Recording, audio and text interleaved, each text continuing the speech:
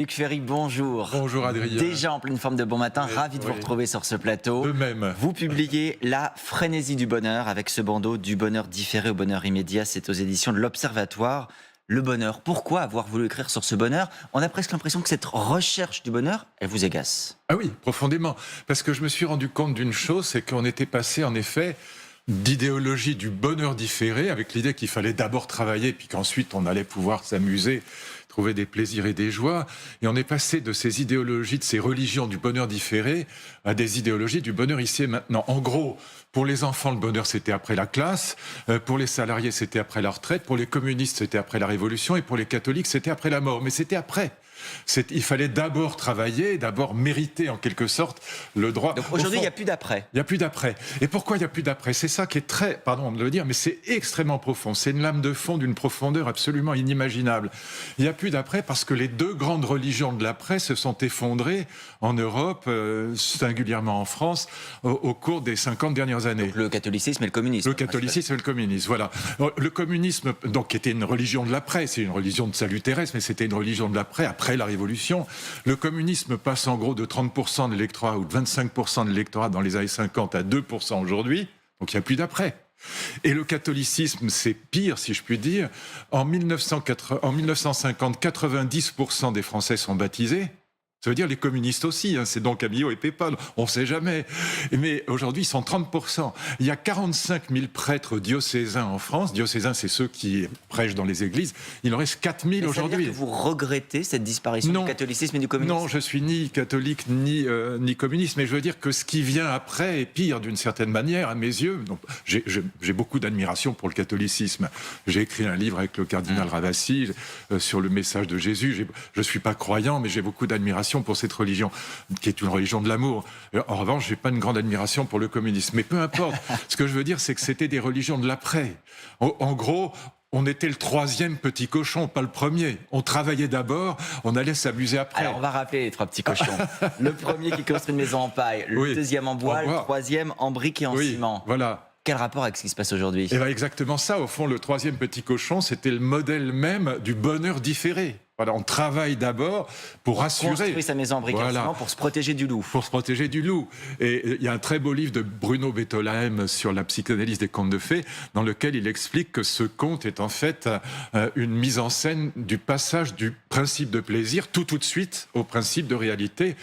On tient compte de la réalité pour construire son plaisir, sa joie, son bonheur. Parce qu'en gros, le premier petit cochon, en construisant sa maison en paille, il se fait bouffer par le loup. Voilà, se simplifier la vie et ça se finit mal pour lui. Le dernier, c'est donner du mal et ça se finit bien pour lui. Et donc, réfléchissez bien à ça. Si je n'ai plus de deuxième vie, si je n'ai qu'une seule vie, si je ne crois pas à la résurrection de Lazare, si je ne crois pas qu'il y a une vie après la mort ou après la révolution, c'est ici et maintenant qu'il s'agit d'être heureux, c'est pas après. D'où le big quit et le quiet quit. Mais on a un peu l'impression, Luc Ferry, en vous lisant et en vous écoutant ce matin, d'avoir un père de famille qui enguirlande ses enfants en disant « tu veux tout de suite ». Non, c'est pas ça. C'est ce qui m'intéresse, c'est qu'il y a 50 millions d'Américains qui ont quitté leur job pendant la pandémie. C'est pas une blague, c'est pas un père de famille qui parle à ses enfants. C'est un phénomène massif, c'est un phénomène social, c'est une lame de fond. Mais ils quittent de votre point de vue parce qu'ils veulent jouir tout de suite bien et sûr, maintenant. Mais évidemment. Donc vous avez bien vu qu'il y a une augmentation incroyable des arrêts de travail dans les entreprises. Vous avez vu le psychodrame sur les retraites, l'idée qu'on passe de 62 à 64. Non, surtout pas, alors qu'il y a des pays dans lesquels ça va de soi. Ça vous paraissait être une complainte injustifiée? C'est pas le problème. Ce qui m'intéresse, c'est pas un jugement moral que je porte du tout. J'essaie de comprendre ce qui s'est passé. Et ce qui s'est passé, c'est que si je n'ai qu'une seule vie, si je ne crois pas qu'il y a un bonheur après la vie ou après la révolution, si je n'ai qu'une seule vie, c'est ici et maintenant qu'il s'agit d'être heureux. Et dans ce cas-là, je vais pas perdre ma vie pour la gagner. Alors, vous parlez pas que du catholicisme et du communisme. Oui. Il y a le capitalisme, il y a ce que vous appelez le gauchisme culturel, il y a le wokisme, il y a l'idéologie de mai 68, j'y arrivais. Oui. En gros, toutes ces idéologies-là sont responsables? Non, pas du tout. C'est pas ça que ce que j'essaie d'expliquer. C'est pourquoi le communisme et le catholicisme se sont effondrés en France en 50 ans. À ce point-là. Je vous ai donné les chiffres, ils sont fascinants. Ce qui me fascine, c'est que personne ne les donne, parce que c'est quand même la clé de compréhension de ce qui se passe aujourd'hui. Et donc, ce que j'essaye de montrer dans le livre, c'est que contrairement à ce que dit la droite habituelle, on dit « Ah, c'est mai 68, voilà, c'est mai 68 qui a tout déconstruit. Ah, c'est mai 68 qui a cassé les valeurs traditionnelles. » Mais c'est pas vrai. C'est pas vrai. Les 68 arts sont les cocus de l'histoire. Je le dis à Ça mon veut dire ami quoi, les Dany. cocus de l'histoire ? Mais c'est le capitalisme qui est déconstructeur. Le capitalisme, Schumpeter a raison, le capitalisme c'est une société d'innovation et moi j'aime beaucoup l'innovation, mais le revers de la médaille c'est la déconstruction des valeurs traditionnelles et je vous dis pourquoi. Rien ne freine autant la consommation que les valeurs traditionnelles. Il fallait que les valeurs traditionnelles des communistes et des cathos soient déconstruites pour que nous et nos enfants, nous entrions dans l'ère de l'hyperconsommation de masse sans laquelle le capitalisme ne pouvait pas se développer. Donc la clé de compréhension de la déconstruction des grandes religions, c'est pas mai 68, c'est le capitalisme. Moi je suis un libéral, mais c'est pas parce qu'on est un libéral qu'on est obligé d'être idiot. Un libéral sur le plan économique aussi, parce que ce que vous sur dites le plan là, c'est qu'on économique. va trop loin dans le capitalisme Non, libéral. c'est pas ça. Non, c'est pas ça. On va pas trop loin. Je trouve que par exemple en médecine, l'innovation.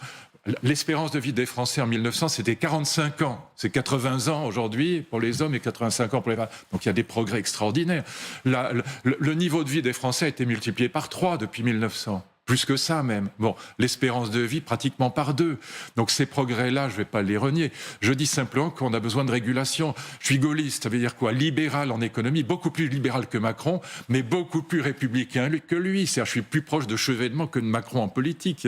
Pas sur l'Europe, mais sur le côté régalien, vous voyez.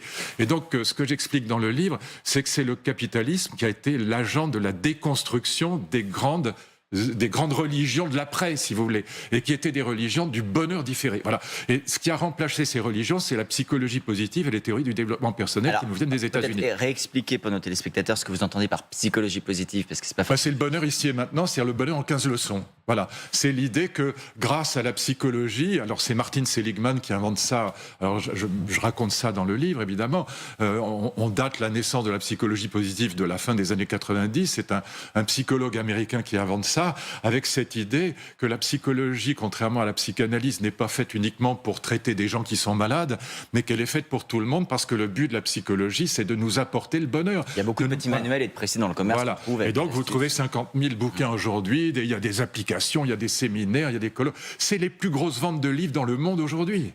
C'est les livres qui vous promettent le bonheur en 15 leçons. C'est-à-dire les livres qui vous promettent que vous allez être le premier petit cochon et pas le troisième. Mais est-ce que ce qu'il faut entendre dans ce que vous dites, Luc Ferry, c'est qu'il faut arrêter de rechercher le bonheur parce que c'est vain ? Non, tout le monde veut être heureux, moi aussi. Comme le disait Kant, qui n'était pas un philosophe du bonheur, nous cherchons tous désespérément le bonheur. Simplement, il faut comprendre une chose, c'est que le bonheur est une idée absurde. La seule définition raisonnable du bonheur, c'est l'absence de malheur, c'est la possibilité de la joie. Au fond, le bonheur pour moi, c'est simplement quand je me réveille le matin en me disant peut-être qu'aujourd'hui j'aurai des moments de joie. Mais l'idée que ce que nous promet la psychologie positive, qu'on va arriver à un bonheur durable, à une éternité de joie, permanent auquel vous ne croyez pas. C'est une blague, c'est une plaisanterie. Dès qu'un être est né, il est assez vieux pour mourir. Et donc moi j'ai 3 fils, une de mes filles meurt, mais mon bonheur il est carbonisé. Et donc mon bonheur il dépend. Cette idée que le bonheur ne dépend, comme chez les stoïciens, que de la vie intérieure, c'est un mensonge.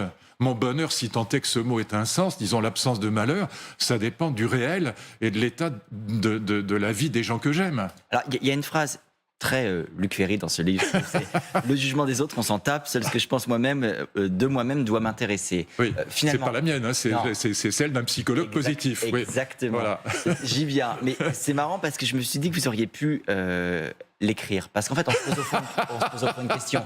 Est-ce que le jugement des autres compte ou pas ? Est-ce que être narcissique est une bonne ou une mauvaise chose ? Non, je pense que c'est une catastrophe. Je pense que le narcissisme est la grande catastrophe contemporaine. Moi, j'ai beaucoup plus d'admiration pour les femmes d'Iran ou d'Afghanistan que pour ces espèces de petits psys qui vous disent que soyez narcissique, regardez votre nombril, écoutez-vous vous-même. Écoutez, voilà, je sais que Christophe André est un homme sûrement parfaitement estimable, mais Christophe André, dans un livre, il y a un chapitre entier, ce qu'il appelle l'autoparentage, dans lequel il nous dit l'idéal de la sagesse selon la psychologie positive, c'est de parvenir à vous aimer comme on aime un de ses enfants. Mais le jour où je parviendrai à m'aimer comme j'aime une de mes filles, mais mettez-moi directos en hôpital psychiatrique. C'est pas la sagesse, c'est la définition de la folie. C'est la définition de la folie. L'amour, c'est la transcendance de l'autre. C'est pas le nombril. Au fond, ces gens-là, avec la plus grande gentillesse du monde, vous proposent quelque chose qui n'est pas la sagesse, mais qui, pour moi, est la définition même de la folie. Dans le rapport à l'autre, vous pointez aussi une forme de fin de l'esprit de sacrifice. Oui, alors, exactement. Ça, c'est peut-être un point commun que vous avez avec Macron, il n'y en a pas beaucoup, Oui. mais il rend souvent hommage aux héros, à Arnaud Beltrame, Oui, qui s'était oui, sacrifié à Trèbes, oui. le héros d'Annecy, par exemple, Oui, qui avait célébré. Vous Oui. trouvez qu'on manque aujourd'hui de figure du héros dans notre société? En tout cas, ce qu'il faut bien comprendre, c'est que le héros, ce qui le définit, c'est le fait qu'il considère que ce qui est à l'extérieur de lui, que les êtres humains qui sont à l'extérieur de lui, s'il se jette dans l'eau pour sauver un enfant, par exemple, il considère que ce qui est à l'extérieur de lui est transcendant par rapport à lui. Plus important. Et sacré par rapport à... Voilà. Et donc, c'est ça, justement, moi, que j'oppose à cette frénésie du bonheur. J'oppose l'idée que si quiconque a une expérience de l'amour, c'est que l'expérience de l'amour, c'est l'expérience de la sacralisation de l'autre. C'est ce qui vous fait sortir de vous-même. Et c'est ça qui permet de combattre le narcissisme. Parce que le narcissisme, c'est naturel. On a tous un nombril, on y tient. On est tous d'abord préoccupés de nous-mêmes. Mais l'amour est au fond, cette passion qui nous fait sortir de nous-mêmes et qui nous fait aller vers du sacré, vers du sacrifice, vers du sacrilège, vers de la transcendance. Et donc c'est ça que je trouve. Alors ça peut être aussi la transcendance de la liberté, ça peut être la transcendance du bien commun, mais le bien commun, ça touche à l'altérité de l'autre aussi. Si on tient au bien commun, c'est parce qu'on veut protéger les autres. Et donc je pense que ce qui est très dangereux dans la période actuelle, c'est qu'on est en train de s'effondrer dans cet individualisme narcissique au moment où la guerre en Ukraine fait que la moitié du monde se ligue contre nos démocraties. C'est ça qui se passe aujourd'hui. Une fois qu'on a fait ce constat, Luc Ferry, et quand on lit votre livre, où est pour vous la solution? Qui a le moyen de faire bouger ça? Est-ce que là, pour le coup, c'est une question d'éducation parentale, d'éducation nationale? Vous parlez d'instruction d'ailleurs à un moment, mais... Non, si j'étais président de la République, pour parler comme dans les hôpitaux psychiatriques, je construirais tout mon programme sur la question suivante, qui n'est pas la question de la nation ou de la révolution. Quand j'étais gamin, toute la droite était nationaliste, toute la gauche était révolutionnaire. Pour aller vite, c'était les deux foyers de sens. Bon, je dirais non. La question politique aujourd'hui, c'est pour ça que je parle de l'amour, de la révolution de l'amour, la naissance de la famille moderne, l'amour des enfants. Je dirais la seule question politique qui vaille, c'est la question de savoir quel monde, nous les adultes, nous allons laisser à nos enfants, les seules aides pour lesquelles nous sommes prêts à des sacrifices. Et nos enfants, c'est pas un repli sur la vie privée, c'est l'humanité qui vient.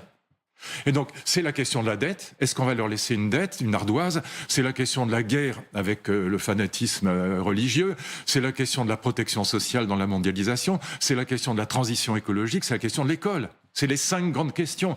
Or, elles sont plus fédérées par un foyer de sens qui est la nation ou la révolution, comme en 1968, mais par la question des générations futures.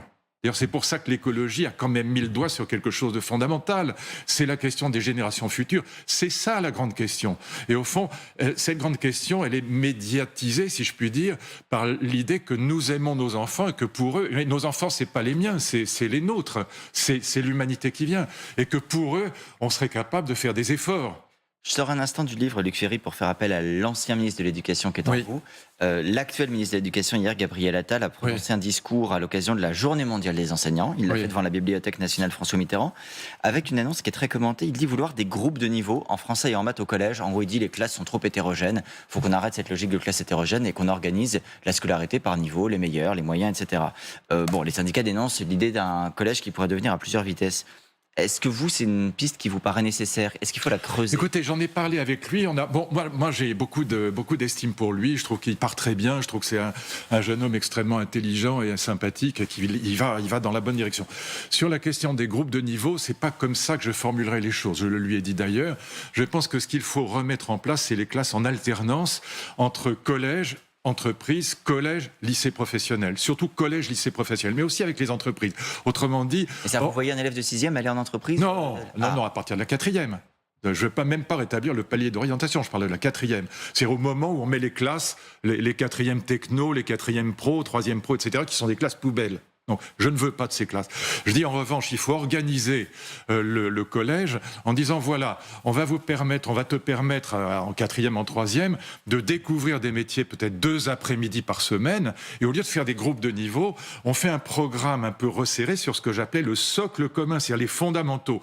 Il ne faut pas casser le collège unique, surtout pas. Ce serait une catastrophe. Il faut garder un socle commun fondamental pour tous, mais quitte à ce que pour ceux qui vont aller dans des classes en alternance, ce collège entreprise au collège-lycée professionnel à partir de l'âge de 14 ans, hein, eh bien, que pour cela, on ait un socle commun qui soit resserré sur l'essentiel, les fondamentaux, en histoire, en français, en maths, par exemple, pour que ces enfants-là puissent continuer jusqu'à éventuellement un master pro. Autrement dit, qu'on ait une voie professionnelle qui soit une voie d'excellence. La voie pro n'est pas une voie poubelle pour vous, je précise. Exactement. Parce que vous aviez déjà été critiqué en disant que ce sont des classes poubelles. Mais non, les classes poubelles, c'est les 4e et les 3e techno. Mais moi, si j'étais resté 6 mois de plus dans le ministère, je voulais créer des voies d'excellence dans la voie professionnelle, l'équivalent de la rue d'Ulm, de Polytechnique, d'HEC et des grandes écoles, mais dans la voie professionnelle, pour qu'on aille jusqu'à Bac+4 éventuellement dans la voie professionnelle. Quel rôle, Luc Ferry, vous assignez aux parents dans tout ça? Après les émeutes de juillet, on a beaucoup dit c'est l'autorité parentale qui est en cause. Le président de la République l'a aussi dit. Hier, il y avait à Matignon un conseil national de la refondation sur les émeutes. Il y aura bientôt un comité interministériel des villes. À votre place, en début de semaine, Éric Ciotti ici disait mais il faut supprimer les allocations familiales pour les parents d'enfants délinquants. Que doit-on faire en direction des parents? Moi, si j'étais là aussi, si j'étais resté 6 mois de plus, l'école des parents était créée. Ce que je voulais créer, ça existe dans quelques pays, par exemple en Angleterre, en partie en Allemagne. J'aurais créé ce qu'on appelle l'école des parents, c'est-à-dire j'aurais ouvert les lycées et les collèges le soir, après la classe, en proposant aux parents qui sont en très grande difficulté par rapport à leurs enfants, qui sont eux-mêmes en très grande difficulté, de les aider à aider leurs enfants. Je pense que ça, c'est la vraie solution. Mais en leur enseignant quoi?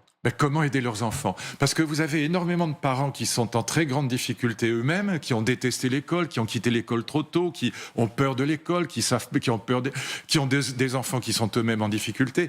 Et ces gens-là, il faut les refaire venir gentiment dans l'école pour leur dire voilà, on va vous aider à aider vos enfants. Voilà comment vous pouvez aider vos enfants. Et donc les prendre gentiment. Maintenant, supprimer les allocations familiales, dans certains cas, ça peut tout à fait se justifier, mais ça ne peut pas être une mesure globale sans réflexion. Si vous supprimez les allocations familiales à une pauvre mère de famille qui a 5 enfants, qui ne sait plus quoi faire, c'est honteux, c'est pas ça qu'il faut faire. Donc moi, je crois d'abord et avant tout à l'école des parents, c'est-à-dire faire venir doucement, délicatement des parents qui ont peur de l'école, qui ont mal vécu l'école, les faire venir doucement, délicatement, en disant on va pas vous gronder, on va pas vous tenser, on n'est pas un surmoi, on va vous aider à comprendre ce qui se passe et on va vous montrer comment vous pouvez être des répétiteurs, par exemple le soir après la classe, pour aider vos enfants en histoire, en orthographe, etc. Enfin, dans toutes les matières fondamentales. Je voudrais évoquer, Luc Ferry, aussi un sujet qui vous tient à cœur, que vous évoquez d'ailleurs dans le livre, même si c'est pas le cœur de cet ouvrage-ci, c'est l'intelligence artificielle. Oui, je trouve que hier, le ministre de la Transformation et de la Fonction publique, Stanislas Guerini, a lancé l'expérimentation de l'utilisation de l'intelligence artificielle par des fonctionnaires pour aider les agents à préparer leurs réponses aux usagers. Il pose la question de l'usager, l'ordinateur leur répond. Vous vous en félicitez? Vous dites bravo? Oui, il faut absolument, il faut faire la même chose à l'intérieur de l'école. Mais surtout que ChatGPT 4 vient depuis 15 jours, il est capable de lire les images et les photos. Donc il a fait un progrès qualitatif absolument décisif. Et vous lui montrez une photo, il peut vous dire ce qu'il y a dedans, il la lit et il peut même faire de l'humour. Vous lui montrez une photo drôle, il peut expliquer ce qu'il y a de comique dedans. Donc il est devenu quasiment humain d'une certaine manière. Donc les retombées que ça va avoir dans le monde de l'entreprise, comme dans le monde de l'école, comme dans les administrations, c'est absolument considérable. Et vous voyez des retombées positives uniquement? Non, il y a des retombées qui peuvent être extraordinairement négatives, il y a des retombées qui peuvent être extraordinairement positives. Moi, j'ai suivi des cours de biologie du cancer pendant 3 ans. J'ai enseigné avec mon ami Jean-Didier Vincent biologie et philosophie à la fac de sciences de Paris. Et donc, je peux vous dire que dans la recherche, par exemple, sur le cancer, ChatGPT va être un formidable outil, il va sauver des vies. Maintenant, il peut aussi attaquer un certain nombre de métiers. Et là, il y a un livre de Daniel Susskind qui est intéressant, qui s'appelle « Un monde sans travail », dans lequel il montre, et là il a raison, que les métiers qui sont attaqués par cette nouvelle forme d'intelligence générative, qui génère des textes et qui génère des images, ce sont des métiers qui sont plus des Bac+5 que des Bac-5. Donc pour eux, on est arrivé à la fin du travail, pour reprendre cette expression. Alors, je n'y crois pas du tout, je vous dis pourquoi. Parce que je pense qu'ils confondent, sur le premier point, Susskind a raison, sur le deuxième, il a, à mon avis, tort, je le dis brutalement, parce que je pense qu'il ne faut pas confondre les tâches et les métiers. Je pense que presque toutes les tâches vont être impactées, mais ça ne veut pas dire que les métiers seront impactés. Vous voyez, quand j'étais ministre, j'avais 4 ministères, j'avais demandé à une de mes assistantes d'avoir la gentillesse de me rassembler tous les répertoires qui traînaient. Elle a mis 10 jours. Aujourd'hui, elle mettrait peut-être une après-midi avec l'IA, le scanner, XL, etc. Est-ce que j'ai viré mon assistante? Évidemment pas. Elle fait des choses beaucoup plus intéressantes pour elle et pour moi. Et donc, dans les entreprises, cette intelligence artificielle va permettre de gagner beaucoup de temps en évitant des tâches bêtes, si je puis dire, pour faire des choses plus intelligentes. Donc il y a des aspects très positifs. Les aspects très négatifs, c'est les deepfakes. Le pire du pire, pour moi... Ce qui peut nous induire en erreur, c'est ces vidéos où on peut faire dire ce qu'on veut à n'importe qui. Il y a déjà plein de vidéos de deepfake de Macron, par exemple, qui sont assez drôles, mais je trouve pas ça drôle du tout, parce que on peut ruiner la réputation de quelqu'un, la réputation d'une entreprise, voire d'un pays, avec ces deepfakes, et ça peut commencer dès la classe de 5e. Hein. Donc c'est extrêmement dangereux. Donc il y a urgence absolue à réguler les dangers de ces IA, même si, encore une fois, il y a des aspects extraordinairement positifs. Pour ça, il faudrait plus de temps pour en parler, c'est compliqué. Malheureusement, on arrive à la fin. Merci beaucoup, je vous en prie. Luc Ferry, d'avoir été sur ce plateau ce matin. Merci, Je rappelle Adrien. votre ouvrage, La frénésie du bonheur différé au bonheur immédiat, édition de l'Observatoire.